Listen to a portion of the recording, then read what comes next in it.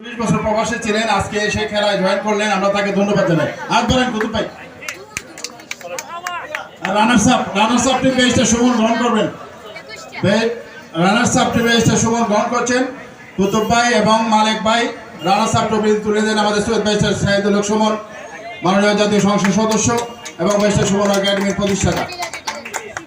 সুপ্রিয় দর্শক মন্ডলী, ইতিমধ্যে আমরা দেখলাম বেস্টের সুমন কিন্তু একজন কিশোরকে তার রানার্স আপ ট্রফি নিয়ে দিয়েছেন। যারা ইউটিউবার আছেন ছবি নিতে পারেন আমাদের গ্যালারির সামনে। বেস্টের সুমন কিন্তু উপহার দিয়েছেন একজন কিশোরকে। একে ভাই কিশোর, তুমি উঠো ভাই, চেয়ারে উঠো।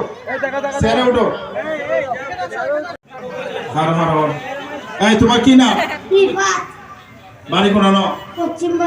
বাবার নাম কি? তুমি কি করো?